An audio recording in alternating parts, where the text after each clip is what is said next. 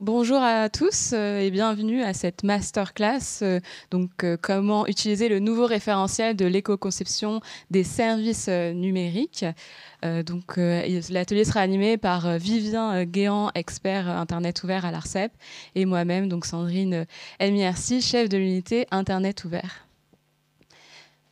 Donc on est vraiment très heureux de pouvoir participer au NEC cette année pour donc vous présenter ce nouveau référentiel.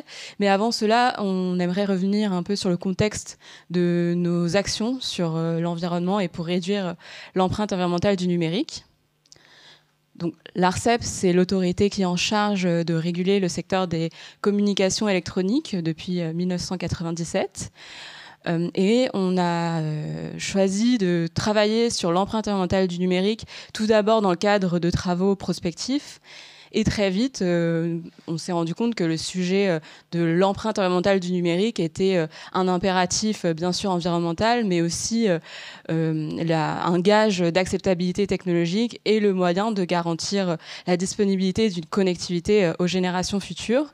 Dans ce contexte, on a donc choisi, dès 2019, d'ouvrir un nouveau chapitre de notre régulation dédié donc à la réduction de l'empreinte environnementale du numérique. Et donc notre feuille de route pour un numérique soutenable s'articule autour de deux axes principaux. Le premier, c'est donc de participer à améliorer la connaissance de l'empreinte environnementale du numérique en travaillant sur donc des études avec nos partenaires, en particulier l'ADEME et l'ARCOM, donc pour mesurer l'empreinte environnementale du cycle de vie des technologies numériques. On collecte aussi chaque année des données environnementales auprès des acteurs du numérique. Le second angle, le second axe, c'est donc de tirer les conclusions de ces chiffres, de ces mesures, de ces données pour conduire des actions et réduire concrètement l'empreinte environnementale du numérique. Et cela passe par deux voies. D'une part, en tant que régulateur, on intègre les aspects environnementaux dans nos activités et décisions quotidiennes. Par exemple, le passage d'un réseau cuivré à un réseau fibré permet d'améliorer l'efficacité énergétique de l'infrastructure télécom. Et il s'agit aussi de travailler, donc encore une fois, en collaboration avec nos partenaires et l'écosystème, sur des outils permettant d'accompagner les efforts de transition environnementale des acteurs, comme le référentiel général de l'éco-conception. Et dernier point, peut-être, dès le premier instant, nos actions en matière d'environnement se sont appuyées sur une démarche collaborative, parce qu'on a vraiment co-construit donc, ces axes de travail en lien avec la société civile et l'écosystème. Et on a toujours souhaité travailler au niveau européen, au niveau international, persuadé que, bien sûr, la transition environnementale et la numérisation dépassent le cadre de nos frontières nationales et donc demandent une coordination internationale, voire une action globale pour avoir un vrai effet sur la soutenabilité des chaînes de valeur numériques. Donc, avant de rentrer dans le fond du sujet, donc le référentiel, quelques mots peut-être sur pourquoi on s'intéresse aux services numériques spécifiquement. Sachant que dans une étude que nous avons publiée en 2023 avec l'ADEME, nous avons donc pu évaluer que le numérique représentait 2,5% de l'empreinte carbone nationale. Et le numérique est aussi consommateur en ressources et donc générateur d'autres impacts environnementaux, en particulier donc, de la pression sur les ressources abiotiques, donc minéraux, métaux. On peut aussi citer bien sûr la consommation d'énergie qui est de plus en plus visibilisée du fait de la consommation énergétique croissante requise par l'entraînement des IA, notamment des IA génératives. Mais voilà, il y a aussi d'autres impacts. Donc c'est vraiment une étude multicritère que nous avons réalisée avec l'ADEME pour avoir une vision vraiment holistique de tous les impacts environnementaux associés au numérique. Et donc dans cette étude, on décompose en fait l'empreinte environnementale du numérique en 3 briques. On a tout d'abord donc les terminaux qui représentent autour de 80% de l'empreinte carbone du numérique, si on se concentre donc sur l'impact sur le changement climatique du numérique. Et en comparaison, les centres de données représentent 16% de cette empreinte carbone et 5% pour les réseaux télécoms. Mais un autre message important de cette étude, c'est que en fait, ces 3 briques, même si elles sont intéressantes pour évaluer les parts respectives de ces équipements matériels, sont en fait interdépendantes et sont associées essentielles pour la fourniture de services numériques et l'usage de services numériques. Donc très concrètement, pour accéder à mon réseau social, mon commun numérique ou ma plateforme, je vais devoir utiliser un terminal qui est connecté à une infrastructure, donc un réseau télécom et aussi également des équipements de stockage de données et infrastructures cloud. Et donc c'est du fait de cette interdépendance que travailler sur l'éco-conception des services numériques et l'empreinte environnementale du numérique permet en fait de travailler à la diminution des impacts environnementaux côté infrastructure et terminaux. Mais on va pouvoir détailler ces aspects-là dans la suite de la masterclass. Donc dernier point sur cette étude ADEME-ARCEP, l'étude présente aussi un volet prospectif qui analyse donc différents scénarios potentiels d'évolution de l'empreinte environnementale du numérique. Et donc si on s'intéresse au scénario tendanciel, donc business as usual, donc sans actions entreprises pour réduire l'empreinte environnementale du numérique, le trafic de données pourrait être multiplié par 6 et le nombre de terminaux d'équipements augmenter de 65%. Et cela conduirait à un accroissement de tous les impacts environnementaux associés, du numérique. Et par exemple, si on regarde l'effet côté émissions de gaz à effet de serre, on pourrait avoir une augmentation de plus 45% des émissions du numérique en 2030 par rapport à 2020. Et si la tendance se prolonge, l'étude met en avant un possible triplement de cette empreinte carbone horizon 2050. Et si on prend un autre exemple d'impact environnemental, donc par exemple la consommation en ressources abiotiques, donc minérales et métalliques, cette augmentation pourrait atteindre plus 14% en 2030 et si elle se poursuit, plus 59% en 2050. Et donc, que faire face à ces chiffres un peu inquiétants ? Donc, bien évidemment, donc l'étude met aussi en avant d'autres scénarios ou des actions comme donc travailler sur l'éco-conception des équipements, mais également des services pour agir sur le volet usage et des actions aussi de sensibilisation. Et donc le niveau, l'ambition des actions varie selon les scénarios étudiés. Et ces scénarios nous montrent que seule une combinaison de mesures de sobriété et d'éco-conception permettrait, in fine, d'inverser la tendance et donc de réduire l'empreinte environnementale du numérique. Donc, l'éco-conception des services numériques fait partie des leviers pour construire un numérique soutenable. Donc, dans ce contexte, l'article 25 de la loi REEN, la loi relative à la réduction de l'empreinte environnementale du numérique, a confié à l'ARCEP, l'ARCOM, en lien avec l'ADEME, la mission de définir le contenu d'un référentiel général de l'éco-conception des services numériques. Et donc, dans ce contexte, on a publié le 17 mai dernier un nouveau référentiel de l'éco-conception qui a été élaboré également en collaboration avec la DINUM, qui s'était emparée du sujet dans le cadre de sa mission pour réduire l'empreinte environnementale des services publics numériques. On a également travaillé avec l'INRIA, notamment sur les critères du référentiel qui visent à appuyer l'éco-conception de l'intelligence artificielle, des briques d'intelligence artificielle incluses dans certains services. Et nous avons aussi travaillé avec la CNIL, notamment pour appréhender les possibles liens entre protection des données personnelles et éco-conception.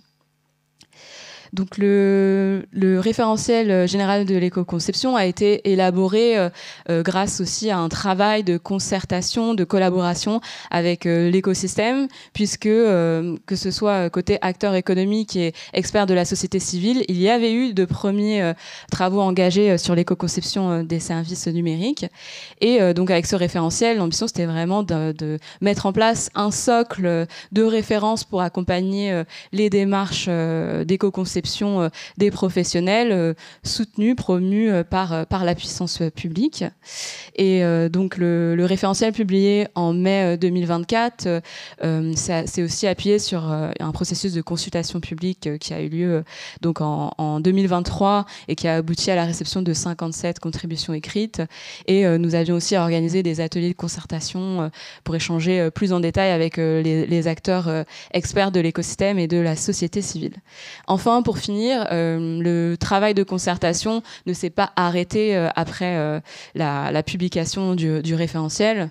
D'une part, bien sûr, on est toujours disponible pour aller présenter et diffuser le référentiel dans des événements comme celui d'aujourd'hui. Et nous sommes en train d'installer un comité de suivi du RGSN, le forum des parties prenantes de l'éco-conception numérique, pour pouvoir continuer de dialoguer avec l'écosystème et potentiellement préparer les prochaines évolutions du référentiel. Donc concrètement, le référentiel, déjà je vais vous le montrer, c'est à peu près une centaine de pages sous la forme d'un guide, si vous l'imprimez. Et il rassemble 78 critères sous forme de questions, comme par exemple donc, le service numérique est-il utilisable sur d'anciens terminaux ? Et donc ces critères sont accompagnés aussi d'informations précises concernant les modalités de mise en œuvre de cette bonne pratique pour permettre aux professionnels du numérique de nourrir sa démarche d'éco-conception, mais aussi de suivre dans le temps les efforts déployés pour réduire l'empreinte environnementale de son service. Et donc les critères du référentiel visent en fait à atteindre 4 objectifs principaux. Il s'agit d'une part de concevoir des services numériques qui participent à allonger la durée de vie des terminaux, en par exemple s'attaquant au problème de l'obsolescence logicielle, mais aussi en garantissant que les services numériques sont utilisables sur d'anciens terminaux, mais aussi des terminaux de différentes catégories, par exemple avec ou sans clavier. Il s'agit aussi donc de promouvoir une démarche de sobriété environnementale face à des stratégies de captation de l'attention de l'utilisateur de plus en plus diffusées, notamment dans les grands services numériques ou plateformes numériques. Et donc l'ambition, c'est vraiment de redonner à l'utilisateur l'information nécessaire, mais aussi les moyens nécessaires pour contrôler mieux ses usages en ligne et donc que l'empreinte environnementale associée soit minimisée. Un objectif plus classique, en tout cas plus connu, l'éco-conception vise aussi l'efficience et donc d'optimiser les ressources mobilisées pour faire fonctionner le service, mais aussi bien sûr pour le développer, donc sur tout son cycle de vie. Et enfin, un objectif transverse du référentiel, c'est d'accroître le niveau de transparence sur l'empreinte environnementale des services numériques. En fait, le référentiel est beaucoup basé sur la documentation par le professionnel engagé dans sa démarche d'éco-conception de ses efforts, dans une démarche de transparence et de suivi dans le temps, mais on reviendra sur cet aspect-là plus tard. Donc je vais maintenant vous faire un petit panorama des principales thématiques abordées dans le référentiel en vous présentant une poignée de critères.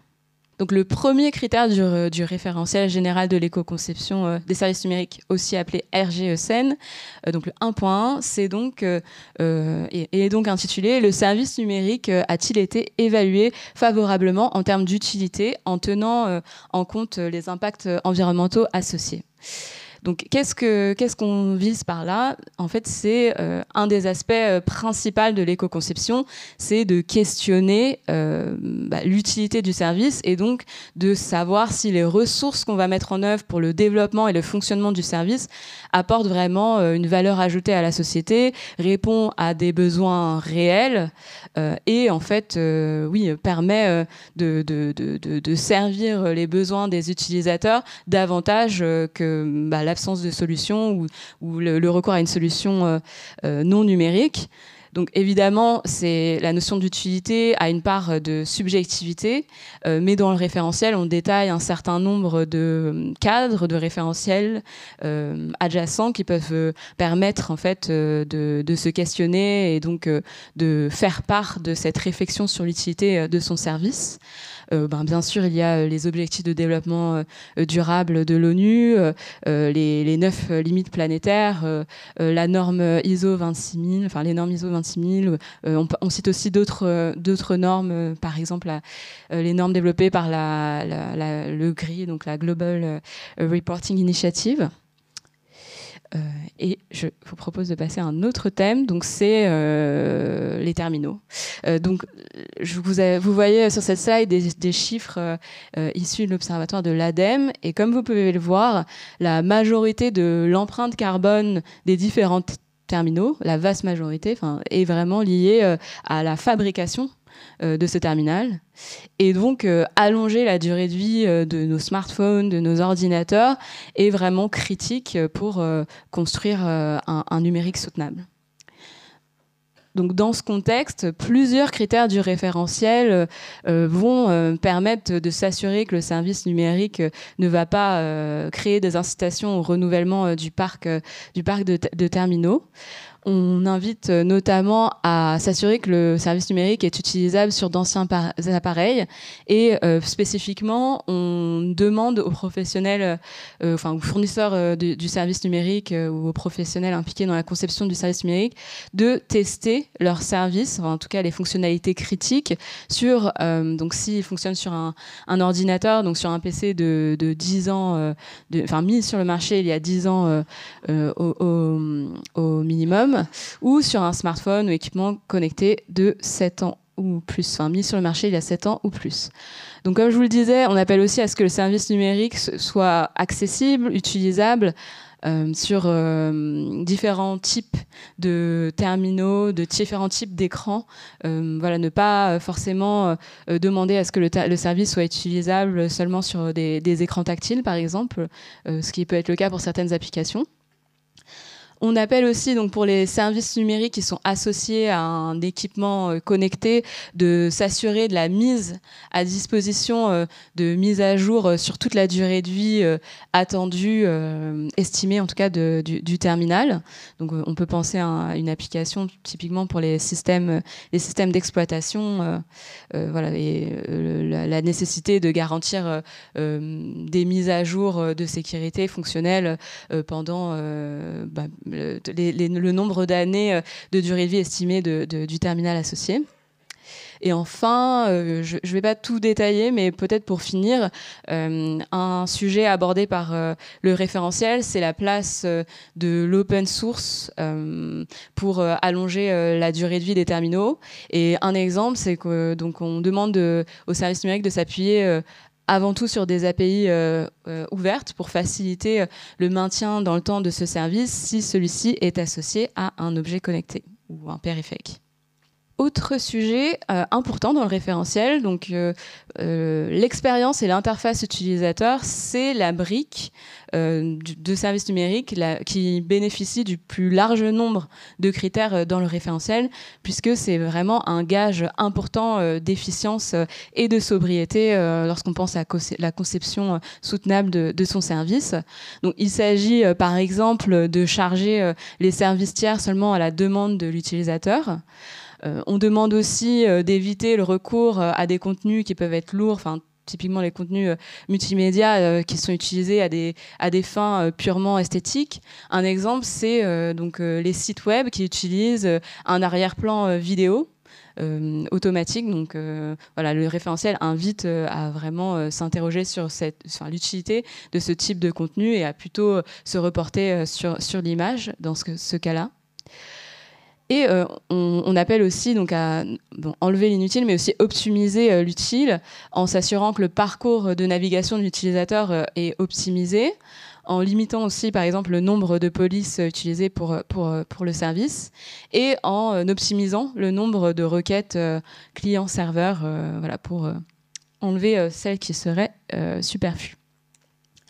Donc toujours dans cette partie interface expérience utilisateur, un sujet central dans le référentiel, l'économie de l'attention, donc les stratégies de captation de l'attention. Donc c'est une question qu'on reçoit beaucoup. Pourquoi vous parlez d'économie de l'attention lorsque vous parlez environnement? C'est plutôt un sujet social, de protection des mineurs, etc. Alors nous, on a choisi donc d'intégrer cet objectif de façon structurante dans le référentiel. Alors, déjà parce que c'est prévu par la loi. Hein. La loi Rennes, donc l'article 25 de la loi Rennes, identifie le recours aux stratégies de captation de l'attention comme l'un des thèmes devant être traités par le référentiel.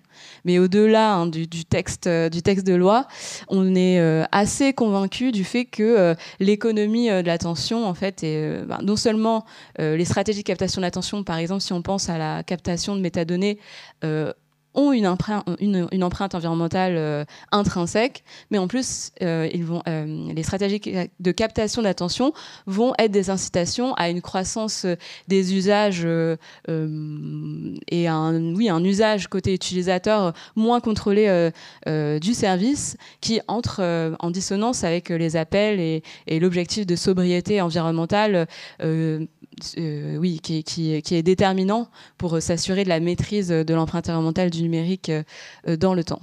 Et donc, plus concrètement, dans le référentiel général de l'éco-conception, on demande notamment d'éviter ou de supprimer plutôt les fonctionnalités type donc scrolling infini ou lecture automatique de la vidéo. On appelle aussi à s'assurer que les notifications présentées à l'utilisateur sont désactivables et que le paramétrage par défaut ne dépasse pas 5 notifications par jour. Enfin, on invite aussi on demande de vérifier l'absence d'éléments trompeurs dans le parcours de navigation des utilisateurs. Et ce critère, en fait, entre en cohérence avec des dispositions au niveau européen, puisque le Digital Services Act interdit, en fait, les dark patterns pour les plateformes numériques.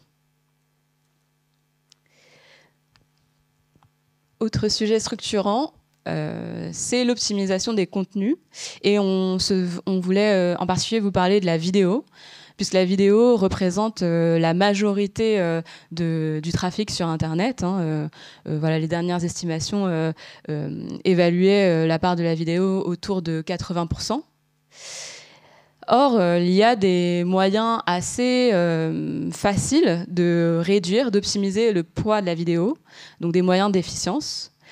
On peut citer notamment l'appui sur un codec efficace qui permet de diviser par 2 la taille de son contenu vidéo.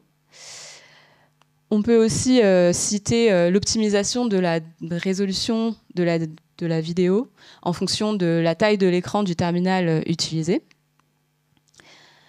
Par exemple, typiquement dans le référentiel, on demande à ce que le service ne dépasse pas 780p pour la résolution lorsque la vidéo est lue sur un smartphone.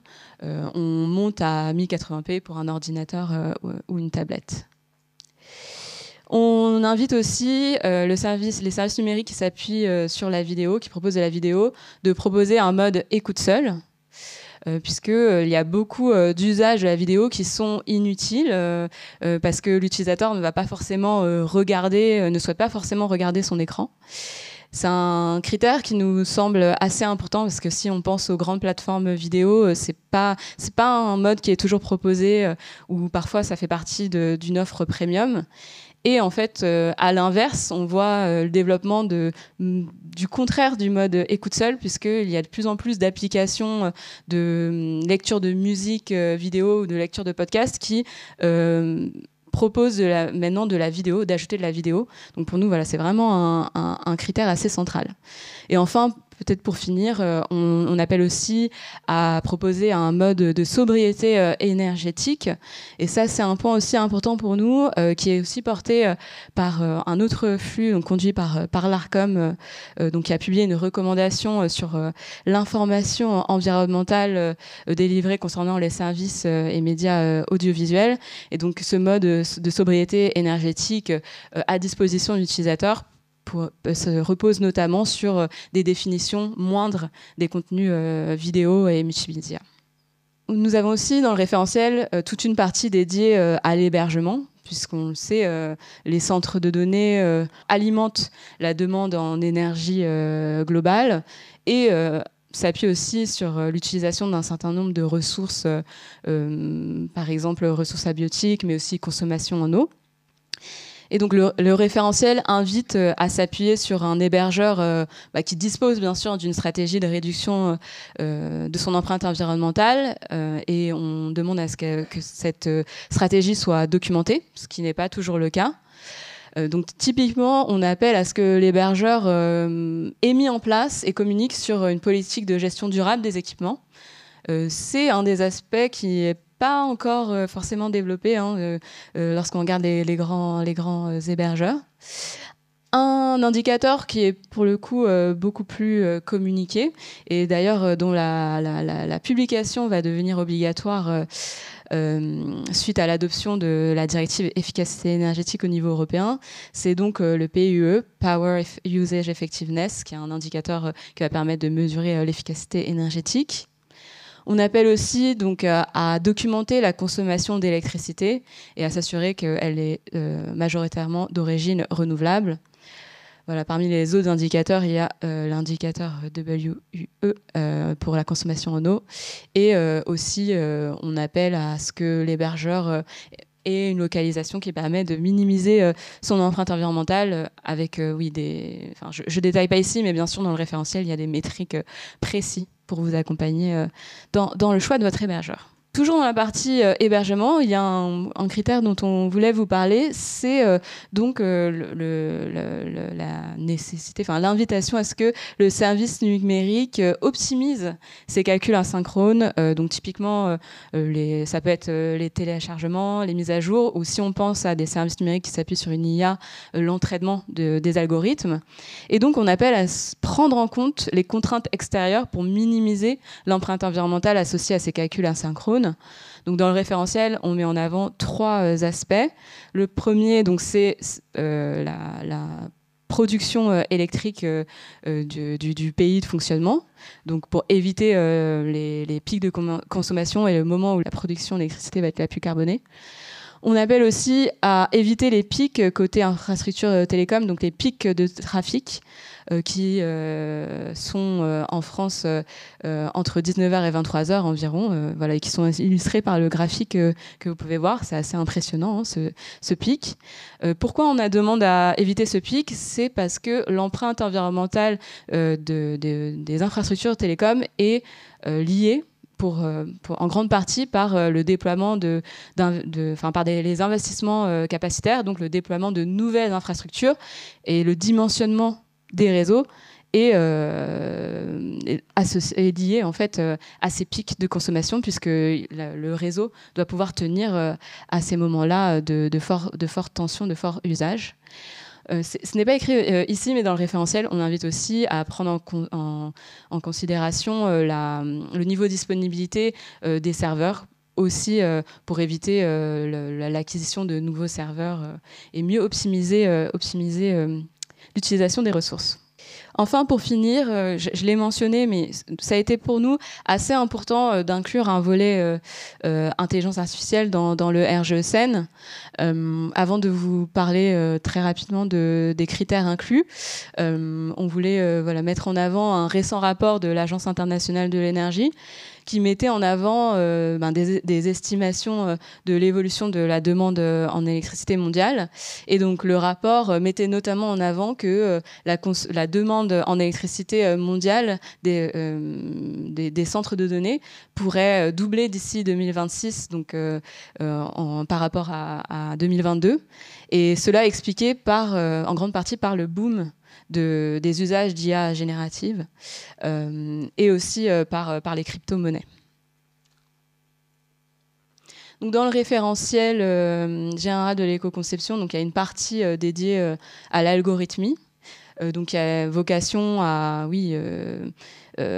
amener des fournisseurs de services numériques à mieux optimiser, mieux proportionner les paramètres de leur phase d'entraînement, mais aussi à mieux optimiser les ressources consommés lors de la phase d'inférence des algorithmes d'IA.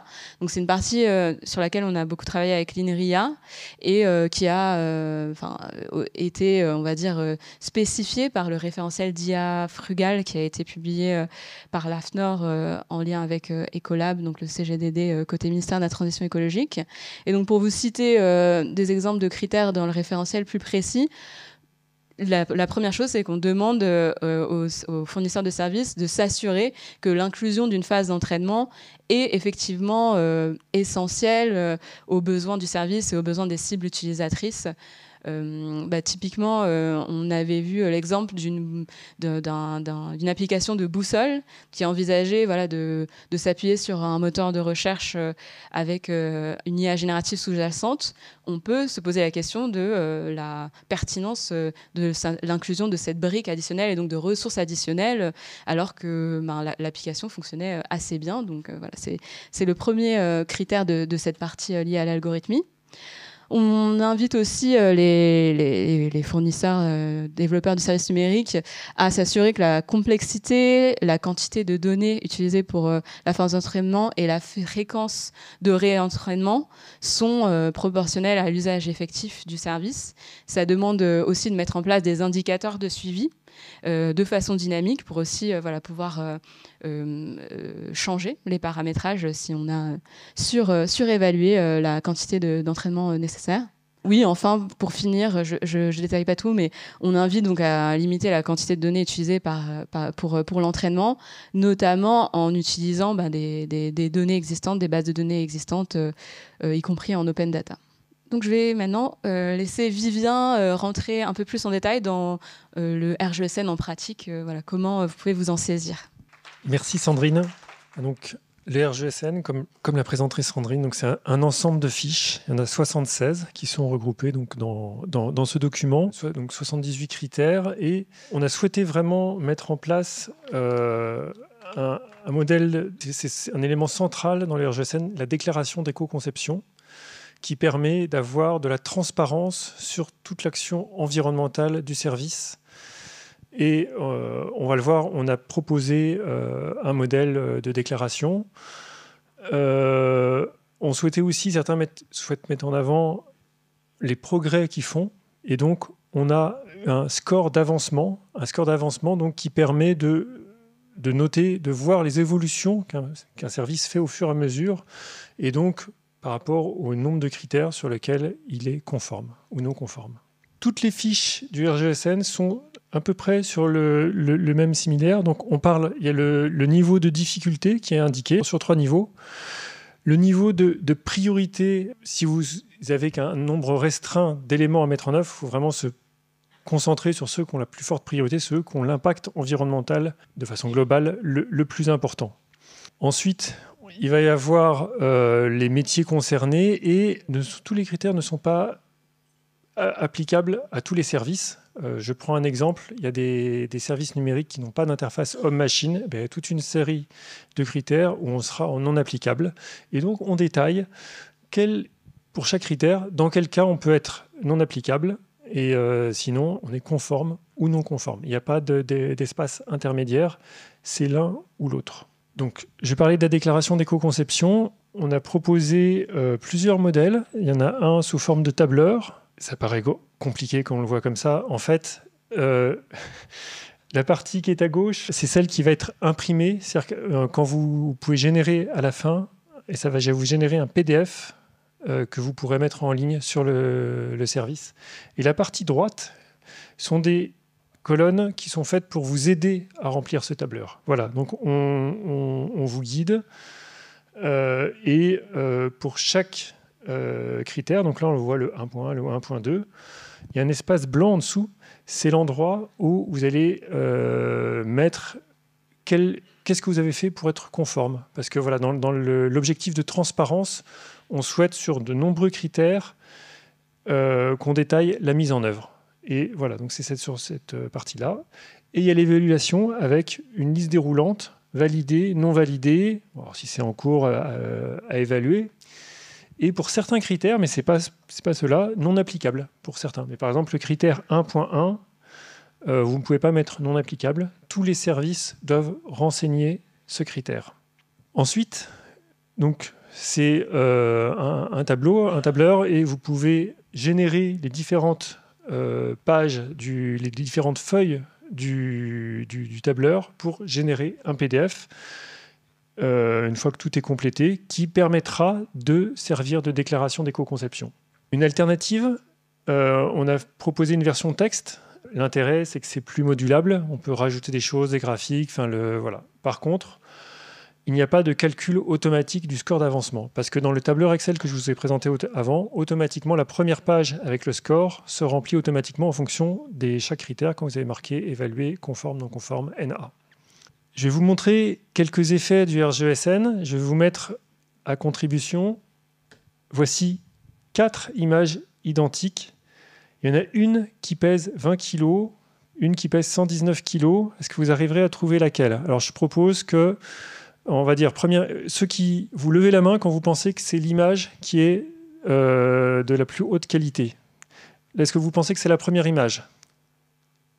Personne ne lève la main? La deuxième image? La troisième image? Ah. Et la quatrième image? Bon, c'est pas facile, hein. C'est pas facile.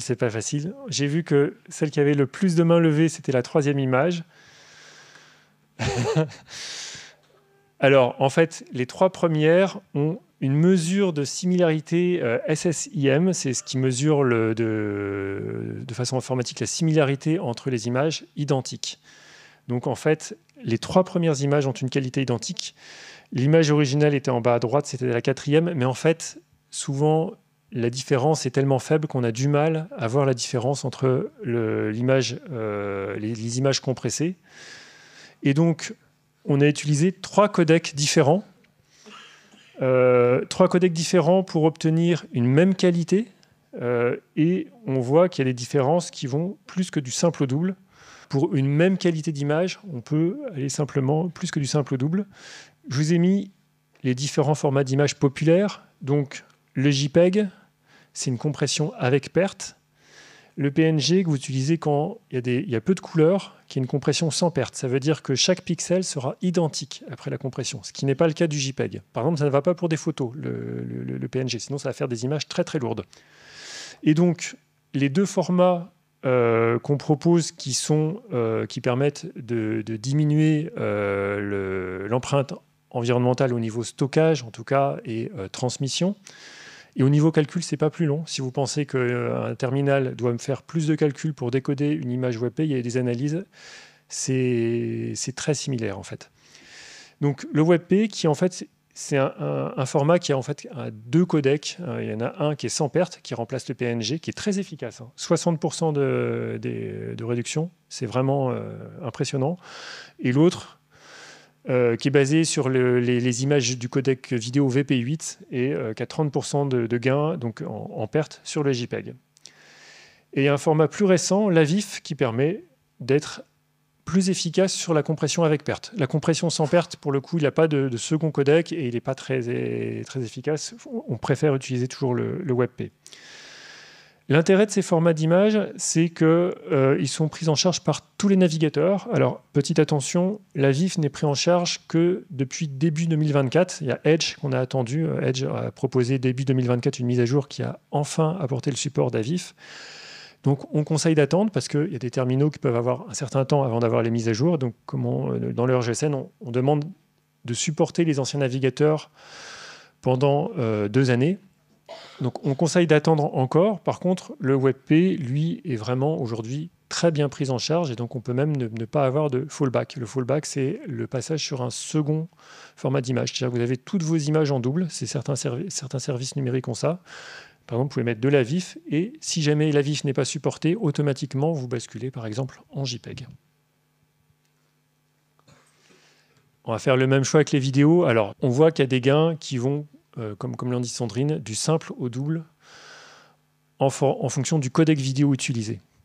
Par contre, si c'était simple côté image, parce que je vous ai dit, tous les navigateurs actuels supportent les différents formats d'image, là, ce n'est pas forcément le cas. Et donc, je vous ai indiqué à chaque fois pour la compatibilité, et c'est aujourd'hui si aujourd'hui beaucoup de services utilisent toujours le H264, c'est parce qu'il est compatible avec tous les équipements, alors que vous voyez que HEVC n'est pas compatible avec Firefox. Chrome, c'est un peu plus... Il y a certaines, en fonction du matériel, où ça fonctionne, d'autres où ça ne fonctionne pas.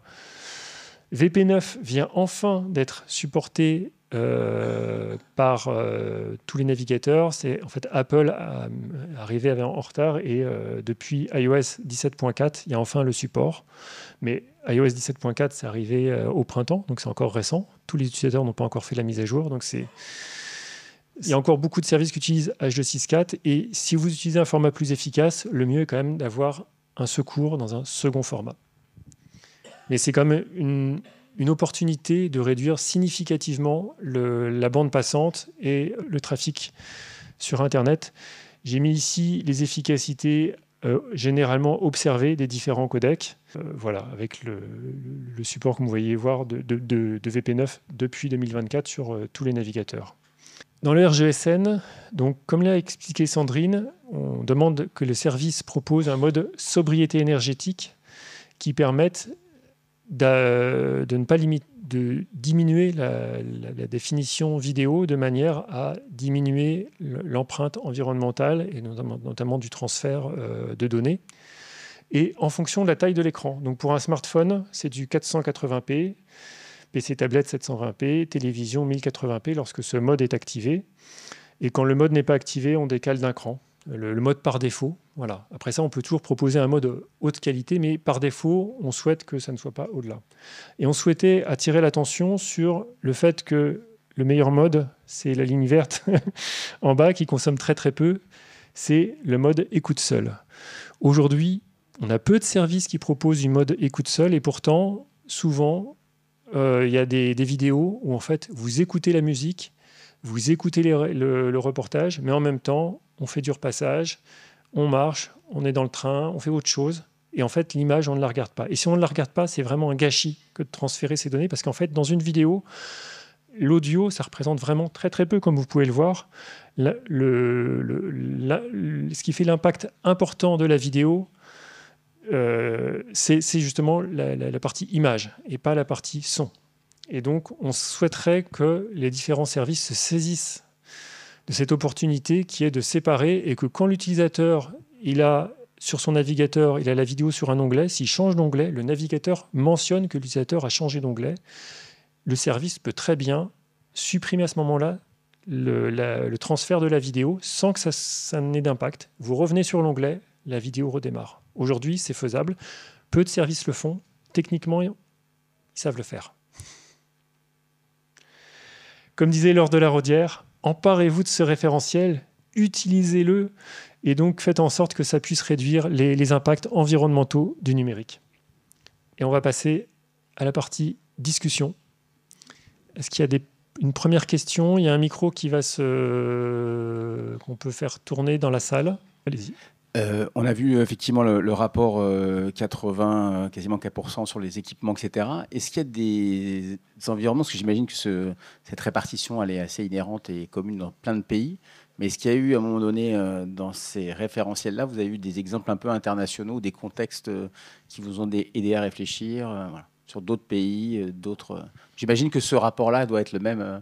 Je ne comprendrais pas beaucoup pourquoi éventuellement la fabrication serait moins chère en Espagne qu'en France.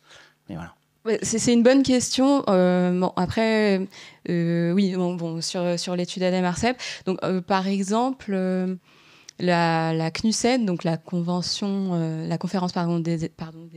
des Nations Unies pour le commerce et le développement, a publié il y a quelques semaines un rapport sur shaping, excusez-moi pour le mauvais français, mais shaping sustainable digital future. Et donc ils mettent en avant plusieurs chiffres au niveau monde. Et effectivement, il y a des petites différences avec les chiffres français. La principale raison, c'est qu'en France, on a un mix énergétique assez décarboné par l'usage de l'hydraulique et du nucléaire. Qui est un peu sur les serveurs, du coup. Et donc, sur la partie serveur, non ? En fait, par exemple, l'empreinte environnementale du numérique, l'empreinte carbone du numérique niveau mondial, d'après ce rapport, représente 3,2% des émissions globales, donc c'est plus élevé que les 2,5%. Et côté rapport fabrication-usage, côté terminaux, la part liée à l'usage représente une part beaucoup plus importante qu'en France, puisque c'est beaucoup plus corrélé à la carbonation du mix énergétique associé, notamment à la consommation énergétique du terminal, mais aussi des serveurs sous-jacents. Donc c'est une bonne question. Donc oui, en fait, j'espère que j'y ai répondu, mais je vous invite à regarder ce rapport au niveau mondial. Nous, évidemment, on l'a accueilli avec...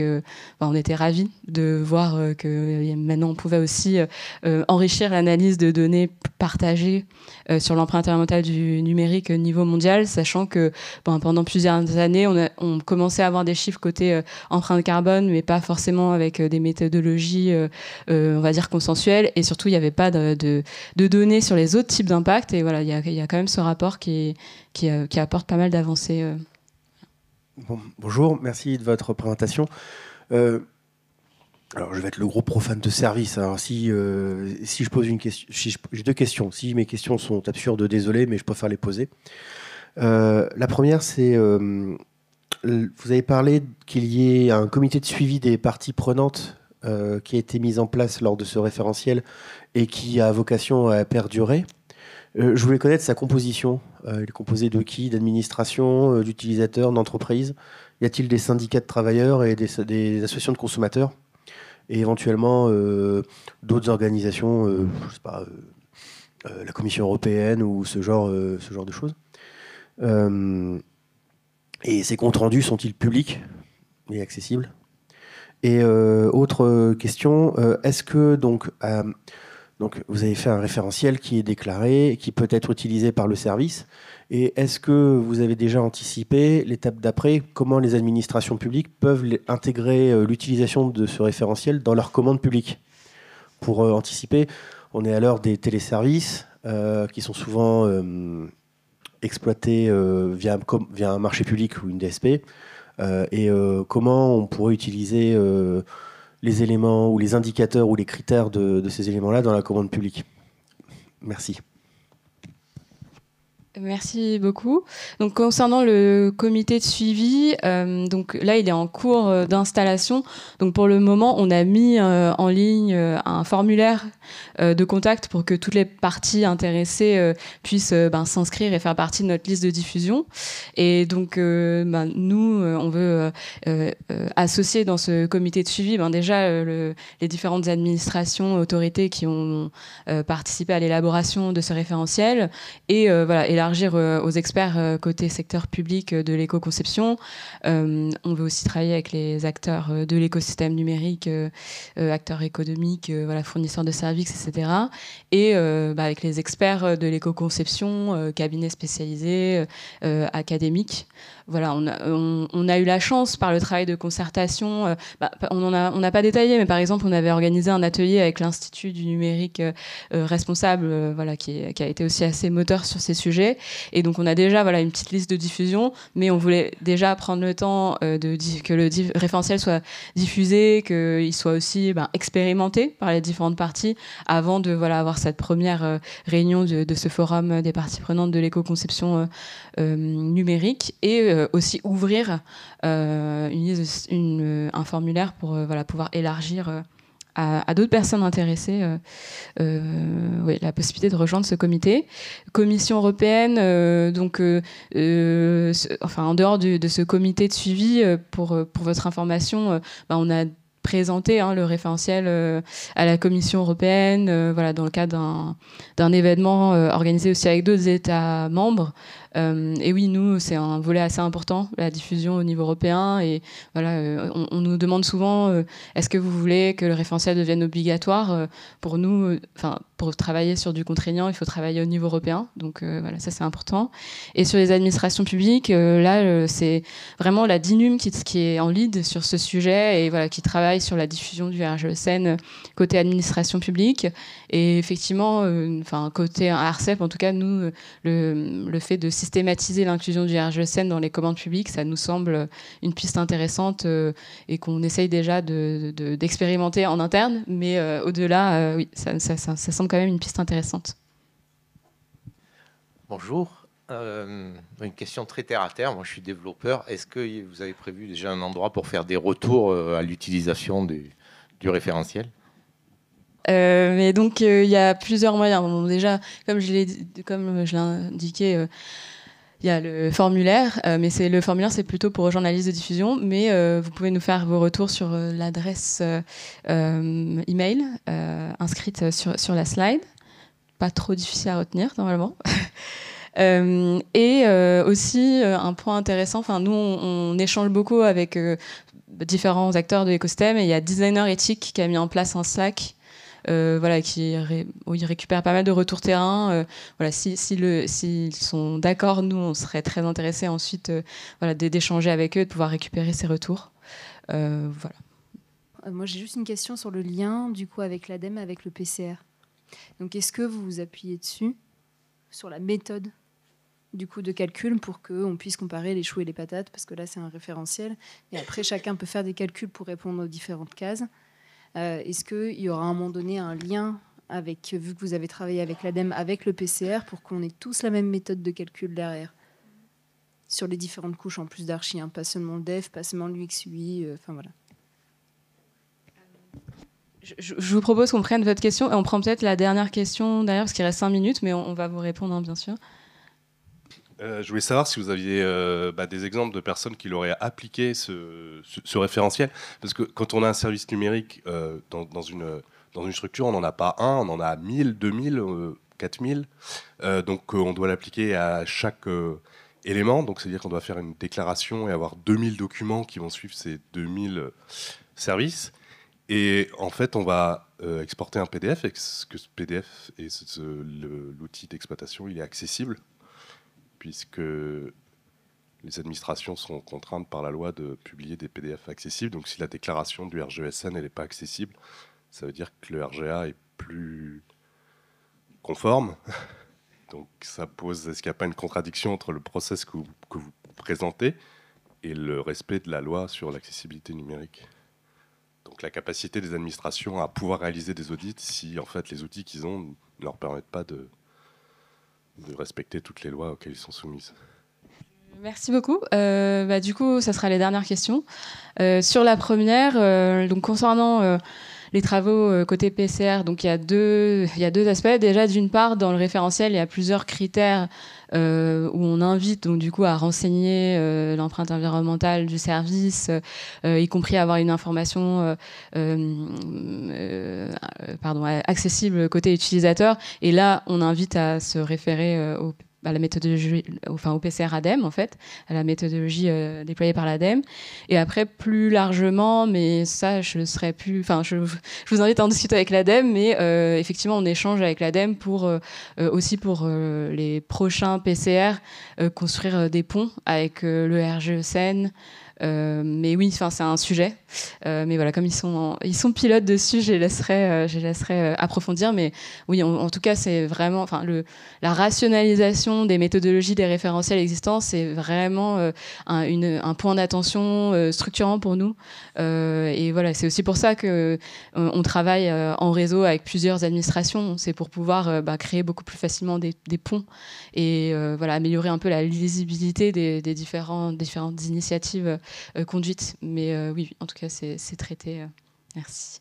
Et oui, et pardon, donc sur la dernière question, donc il y avait plusieurs questions incluses. Donc, est-ce qu'on a des exemples ? On a déjà, oui, des acteurs qui nous ont fait part du fait qu'ils appliquaient le RGESN. Il y a aussi des initiatives qui ont commencé à se développer qui centralisent des exemples de déclarations d'éco-conception déjà publiés. Donc, c'est pas nous qui les avons développés, mais ça a été fait. Par certains acteurs de la société civile ou de l'écosystème, je pense notamment côté Green Spector. Et donc concernant ce que vous disiez sur le fait de si j'ai 2000 services numériques, comment je fais avec les 78 critères. Donc il y a 2 points. Nous, le référentiel, donc c'est encore un cadre pour le moment non contraignant. Donc on a souhaité en faire un un référentiel assez modulable. Et en fait, si jamais vous voulez appliquer seulement certains critères, vous pouvez, mais c'est juste que vous ne pouvez pas calculer de score en fait. Mais vous pouvez restreindre, par exemple, en fait, vous pouvez séquencer en fait la construction de votre démarche d'éco-conception. En fait, vous n'êtes pas obligé déjà de travailler avec les 78 critères. Vous pouvez commencer par les critères prioritaires.